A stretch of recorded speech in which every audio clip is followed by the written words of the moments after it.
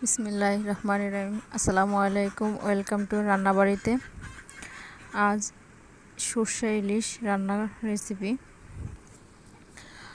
সর্ষে ইলিশটা কম বেশ ছোট বড় সবার অনেক অনেক পছন্দ, যদি হয় সঠিকভাবে সঠিক পদ্ধতিতে।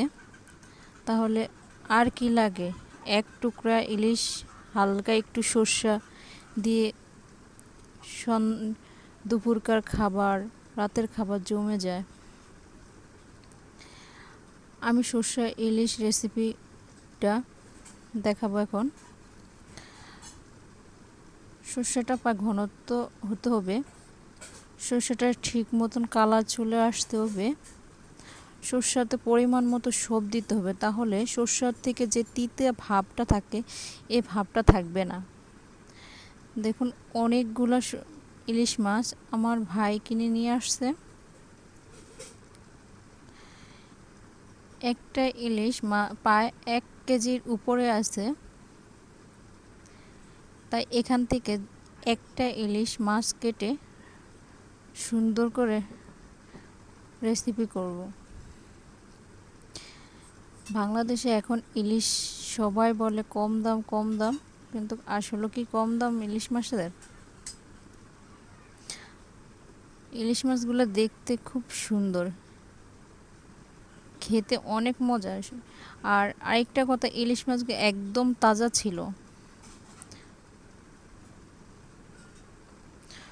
ইলিশ মাছগুলোকে সুন্দর করে কেটে পিস করে নিয়ে দিচ্ছি।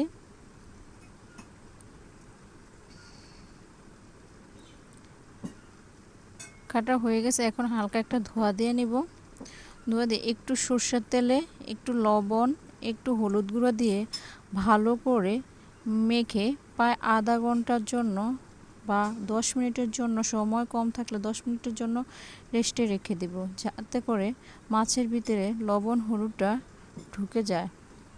এখানে আমি একটা মিক্সারে বেশ খানিকটা প্রায় 8-9টা পেঁয়াজ ব্লেন্ডার করে নিব। আর এখানে আমি 200 গ্রাম সরষা, 5 পিস রসুন, 6 পিসের মতো রসুনের কোষ, একটু আদা, সাথে কিছু কাঁচামরিচ নিয়ে ভালো করে মিক্স করে নিব। এখানে আমি চুলাতে একটা প্যানে কিছু পরিমাণ সাদা তেল দিয়ে পেঁয়াজটাকে ভালো করে কষে নিব। এখন এক এক করে হলুদ গুঁড়ো, এখানে হলুদ গুঁড়োটা একটু পরিমাণ আমি একটু বেশি দিয়েছি একটু কালারের জন্য। মরিচের গুঁড়া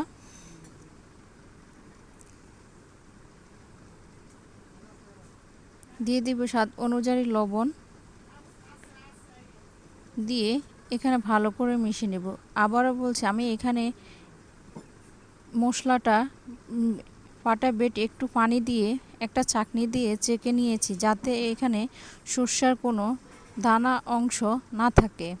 এটা বারবার বলছি, ভালো করে ছেঁকে নিতে হবে একটা ছাঁকনি দিয়ে। এখন আমি 8-9টা কাঁচামরিচ দিয়ে দিয়েছি। সর্ষেটা ছেঁকে নিতেই হবে, না হলে সর্ষাতে, এই যে সর্ষেটা আমি ছেঁকে পানি দিয়ে ছেঁকে নিয়েছি, দেখুন ঘনত্বটা চলে আসছে, বাট এক বিন্দু মাত্র সর্ষার কোনো দানা বিচ্ছি নেই।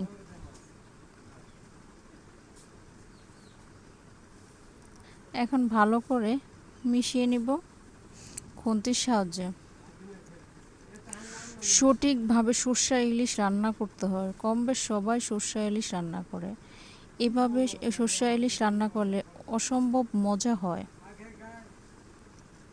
সর্ষেটাকে একটু নেড়েচেড়ে ফুটিয়ে নিতে হবে, তারপর এক এক করে মাখা ইলিশগুলা উপর থেকে দিতে হবে।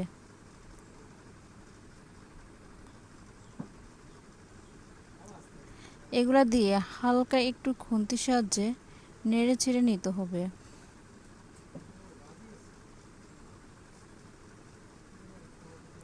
প্রায় 5 থেকে 6 মিনিটের জন্য আমি একটু কুক করে নেব। নেওয়ার পর বলক আসার পর আমি একটা ঢাকনা দিয়ে প্রায় আধা ঘন্টার জন্য ঢেকে রেখে দিব। আমি চুলাটা পুরো অফ করে দিব।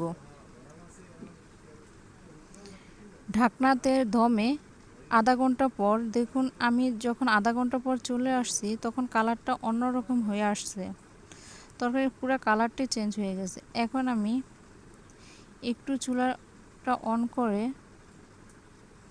আধা ঘন্টার জন্য রেখে দিতে হবে রেস্টে। একটু সামান্য পরিমাণ পানি দিয়ে, এটাতে বেশি পানি দেওয়া যাবে না কারণ সরষা তো একটু ঘনত্ব হতে হবে। এখন আমি 10 মিনিটের জন্য কুক করে নেব।